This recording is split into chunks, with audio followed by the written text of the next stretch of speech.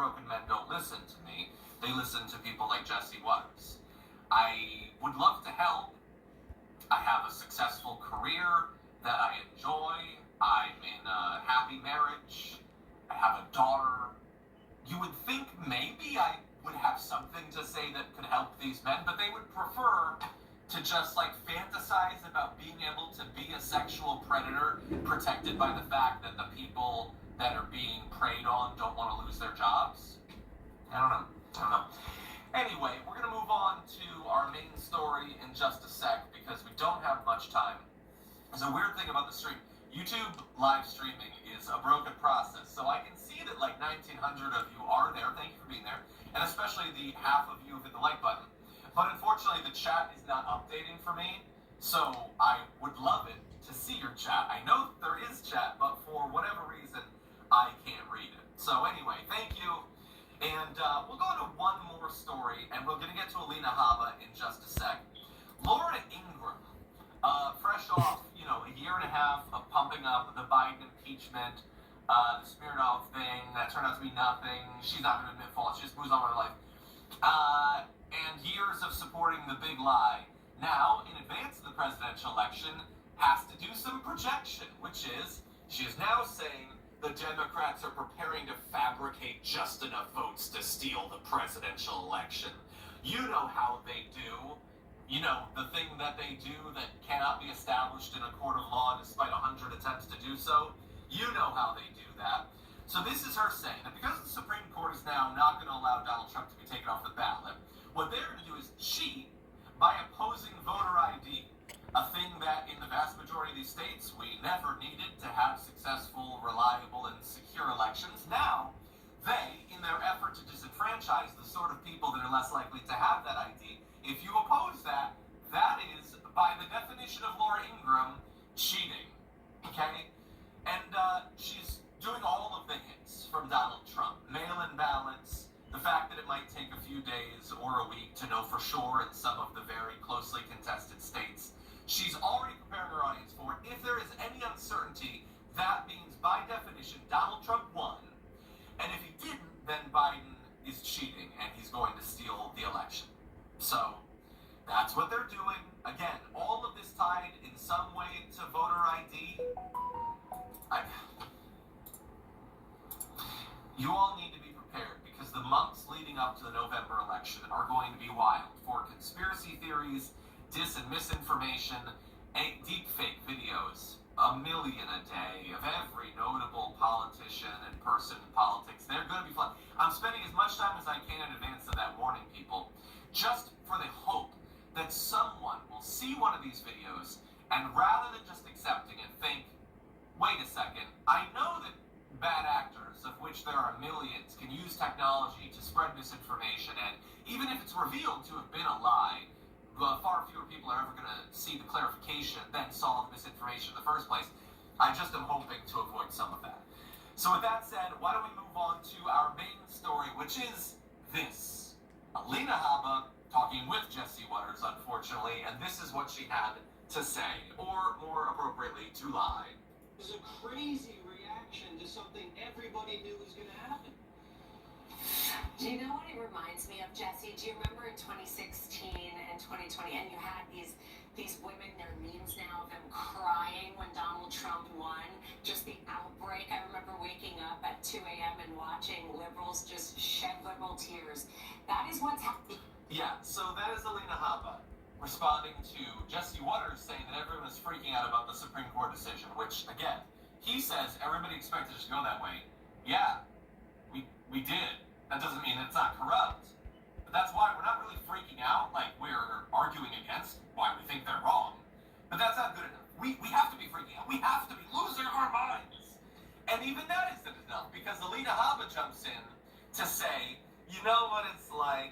It's like in 2016 and 2020. Trump won in 2016, and he also won in 2020, even though he didn't. So hold on. So women were crying after Trump won in 2016 and 2020. Why exactly would the women be lying in 2020 since Trump didn't win? Even if you believe that it was stolen, which it wasn't, why would they be crying he didn't win? Like let's say that it was stolen. They are happy that it's stolen. They want it to be stolen. So why exactly are they crying? But there are so many competing lies in this simultaneously. Some of them might be obvious. The fact that Trump didn't win in 2020. The fact that, and I'll return to the idea of tiers too.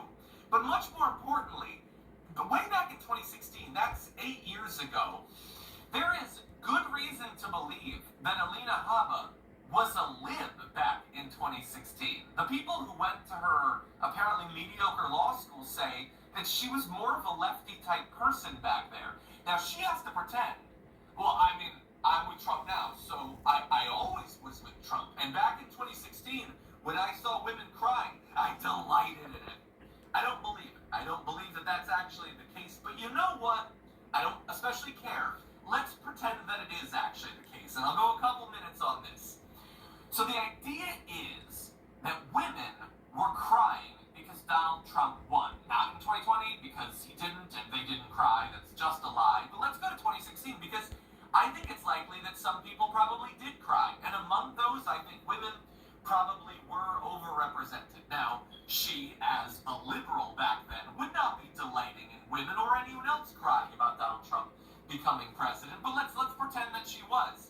First of all, the idea among women, or people who cared about women at that time, was that if Donald Trump becomes president, that will be bad for that group. Not just for women. Other groups were worried about the consequences, and they were proven to be right.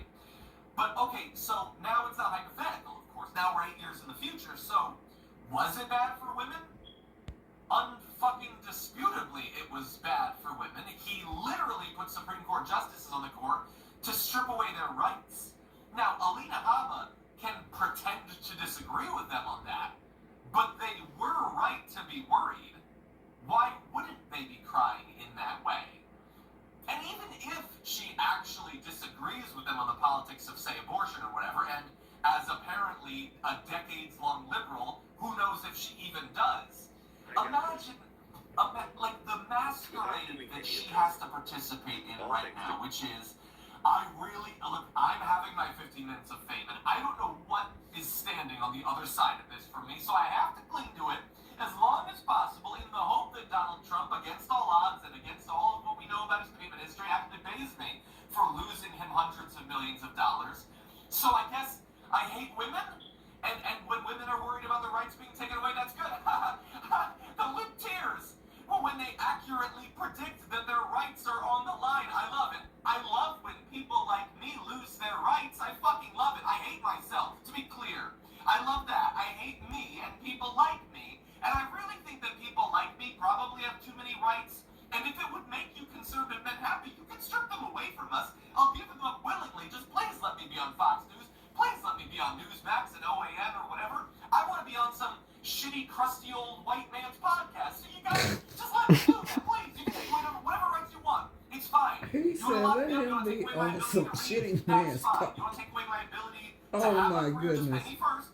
And then that's fine. You know, you can strip away all of this if that's what it takes. And that is the play that she is putting on for Jesse Waters. That is the play she is also, much more importantly, putting on for the 99% of the audience watching that show who are crusty old white men like that. They want to see a young woman say that women suck. They want to see a young woman say that women are suspect.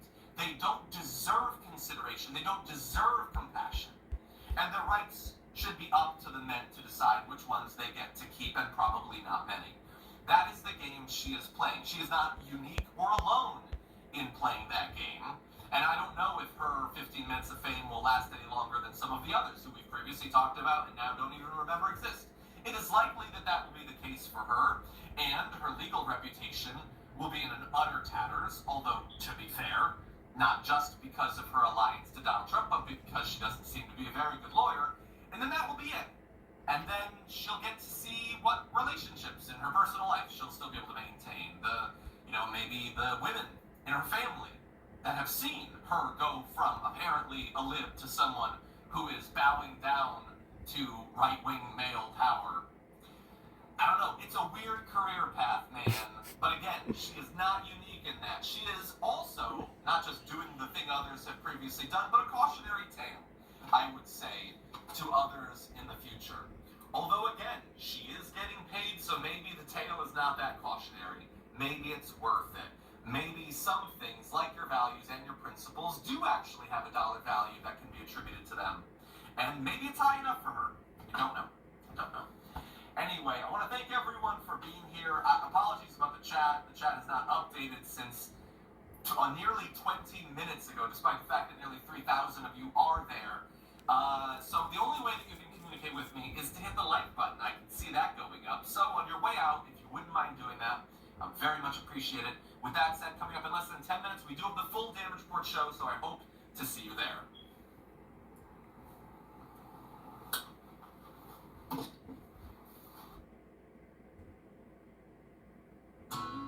Freedom, football, family, horses. Words synonymous with Vought. And this great nation.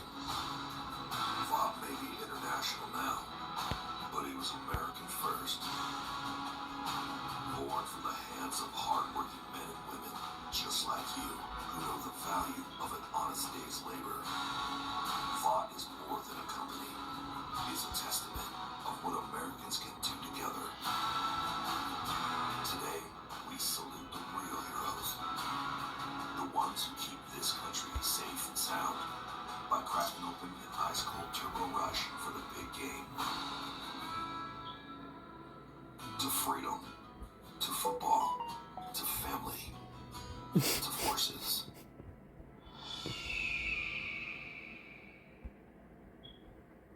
Hey everybody, I've been out on the campaign trail where Robert Singer and I have been hard at work, bridging the divide between the human and superhuman communities. I've seen that divide firsthand in my 3 years running